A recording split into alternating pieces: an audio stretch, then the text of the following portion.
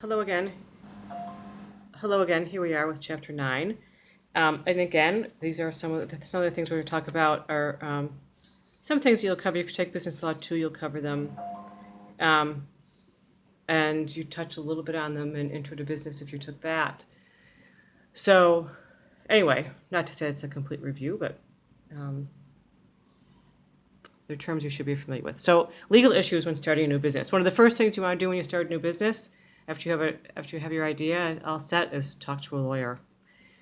Because you're going to figure out what kind of business system you're going to, what kind of business form you're going to have. Sole proprietorship, partnership, or corporation. Those are sort of them in general. And we're going to go through and talk about them one by one. Sole proprietorship is really the simplest form of a business organization. All of these things change based on liability and risk, and also expense. So with sole proprietorship, you have, and also management control. Those are really the areas that things change with. So with sole proprietorship is the most risk, but it's also the most management control and the most profit. It's super easy to form, super easy to dissolve. There's as I said, very little liability, that kind of thing. And it's great when you first start out a small business. A sole proprietorship is worthwhile. Okay, then there's a partnership that between two different businesses, two different individuals. They form that directly between two or more people get together. And there are both general partnerships and limited partnerships involved, which we'll talk about. General partnership, two or more people, formation is simple. You always have to have a partnership agreement, always have a partnership agreement, because it will, when there will be trouble, or there will be confusion, or there will be conflict. You can go back to that.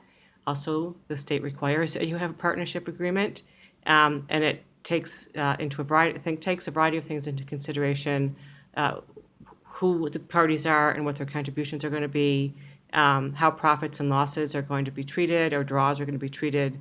If one partner can buy another one out, new partners brought in, how disputes are going to be settled, when a partner leaves, all these kinds of things. So the draw is the distribution of funds. How are you going to pay for people? Salary, bonus, that kind of thing. All right, so general partnerships, again, there are pros and cons to it. The advantages are that you can report your profits or losses on their personal income tax. And business expenses have some flow through the personal income tax forms, but the restrictions can be really restrictions. So you can off your personal taxes. There's tax benefits, essentially what it is. Easy to establish, easy to dissolve. So, but the disadvantage is that partners are jointly liable for all the debts, and you are responsible. You owe a duty of care to your partners, so you have to be careful. You owe them a duty of care. Okay, and then there's an LLP, a limited liability partnership. There are usually two individuals who are partners in some type of venture. There's general partners and limited partners. The general partner is the individual considered to be the manager of the firm, who has unlimited liability for the debts and judgments. And then there's limited partners who can work for the firm but cannot actively manage. So at least one partner must be a general partner. Then the third option are corporations. There are a variety of different types of corporations. You don't need to, we're not going to go into tremendous detail about them.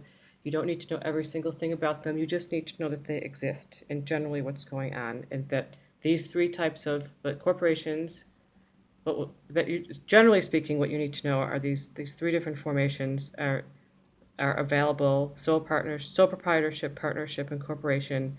They vary based on taxes, management control, risk, and liability. And then within, there's only really one type of sole proprietorship, but then there are different types that you need to know that there are different types of partnerships and different types of corporations. It's viewed as a completely separate entity from the outside. The corporation is its own thing. It's not one person like the partnerships are. So, and corporations are recognized by the government as quote unquote individuals. So, if a partnership has a lot of losses, or if sole proprietorship has a lot of losses, then the partners and the owner usually have those losses too. But with the corporation, the only thing that the founders lose or the major shareholders lose are what their investment is in the business. So there's essentially S corps and C corps, and then LLCs or limited liability corporations. So S corps, organizational form that treats the firm as an entity separate from the individuals. So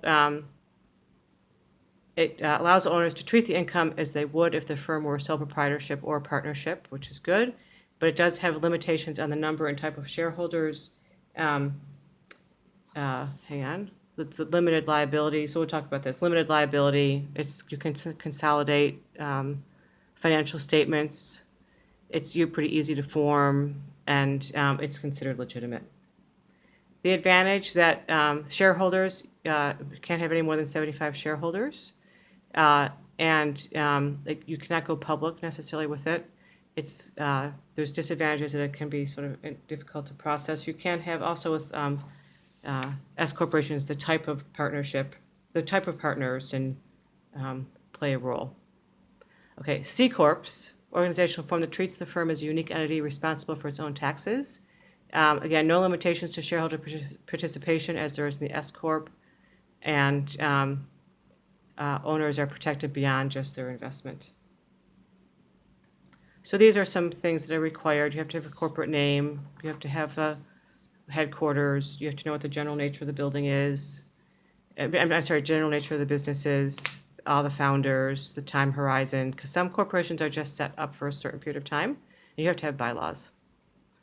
Then there's a LLC. That's a relatively new type of corporation. They also have a limited liability feature, which is important. They can have as few as one member or many more. It's not too expensive to form, that kind of thing. Okay, so then when we talk about back onto another issue, now we've decided what kind of business form we're going to have.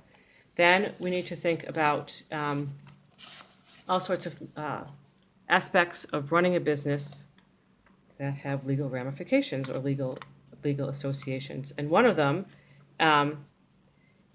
is the idea of a contract, which you talk about in Business Law 1. We talk about contracts in Business Law 1, and it's an agreement between two parties to perform some sort of activity for consideration or payment or something given a value in exchange.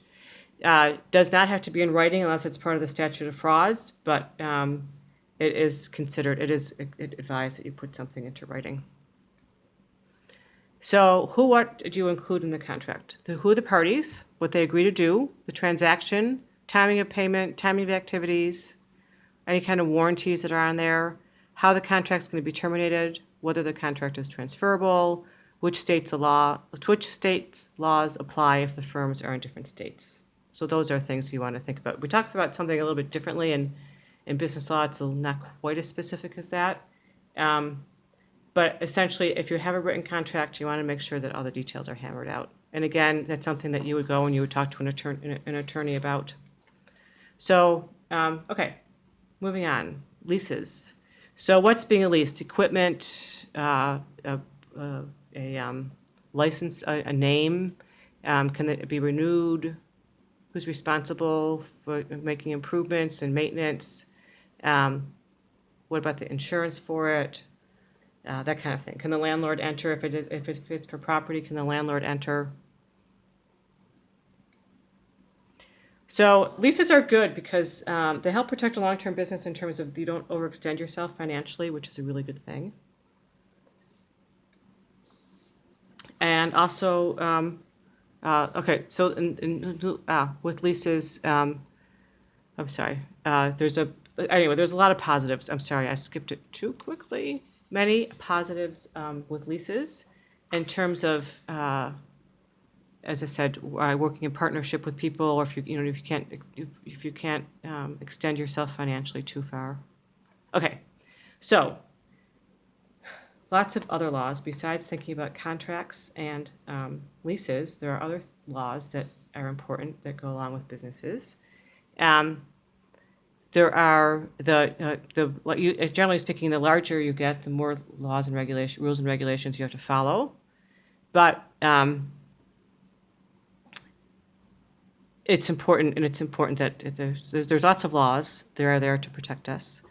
So as you get bigger, and depending upon what kind of business you have, you might be subject to more regulations. So anyway, but some of the things you need to have, regardless of how big you are, is you need to have an employee identification number, which is like our Social Security number. You have to have payroll requirements. So it's important that you know whatever your area is, wherever you establish your business, that you know what the specific rules to that area are. New York State's gonna have different rules than Pennsylvania, and Erie County is gonna have different rules than Niagara County.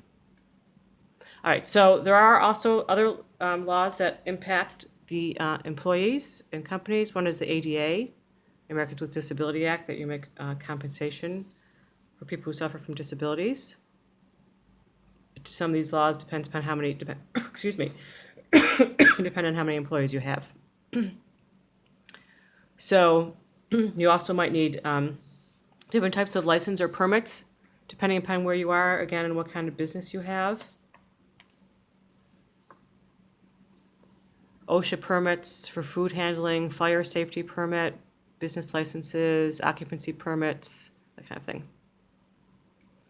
All right, and then again, we talk about this in Business Law 1, intellectual property laws, and there are essentially three types of intellectual property that we talk about: the copyrights, trademarks, and patents. So a copyright is some sort of, it has to do with creative materials, books, magazines, music, artwork. Trademarks have to do with that distinctive mark or symbol. The Nike swoosh is a trademark, for example. And those are protected, and you cannot use them if they're trademark protected. Then there's patents, which cover some type of innovation, a recipe, a design, and if you have a patent, you are protected from other businesses using that patent, and you, in turn, if someone else has a patent, you cannot use it or infringe on it. There's all sorts of patent wars out there, but anyway, you have to be careful of that. All right, and now insurance. Insurance, super duper, in fact, important. You want to have it as another way to limit your liability, and essentially you have property insurance, and for building and fixtures, you want to have coverage for fire, windstorms, hail, that kind of thing, floods, earthquakes. You want to have liability insurance. So if there's any kind of accident, someone slips and falls when they're on your property.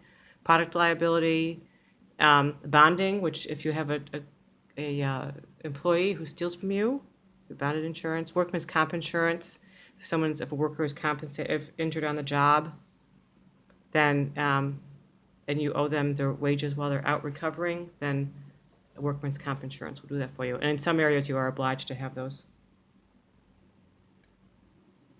Okay, so that's insurance. We went through, okay, here we go. And then the last thing I want to talk about are this idea of having, depending upon what kind of organization you have, boards of directors or boards of advisors. So you want to make sure you have a board of advisors, board of directors to help you get through. It could be legal problems, or it could be other issues as well. Financial issues, things with government regulations, that kind of thing. So it's important that you gather a group of people who you can get along with, whose opinions you respect, to have information about, in-depth information about the field that you're studying, that you're going into, that, if you have a landscaping business or large landscaping business, or people who are experts in that field or in certain subparts of that field. And if you have a corporation that is publicly traded, you have to have a board of directors. And you have to, again, it's the idea of having someone who advises you. So, and a board of advisors, the board of directors is legally required. Board of advisors is something that you can form if you want to or not. That, again, helps you with information. They're sort of, mentors or people that help you out. Okay. And again, licensing requirements, industry, startup experience, finance and accounting background, HR experience, personnel recruitment. Actually, we're going to talk about HR in the next chapter, marketing experience, that kind of thing. Okay, so we talked about forms of business. We talked about different types of contracts and leases. We talked about different regulations, including licensing requirements. We talked about intellectual property, specifically copyrights, trademarks, patents. We talked about insurance and other laws. And we talked about board of advisors and directors.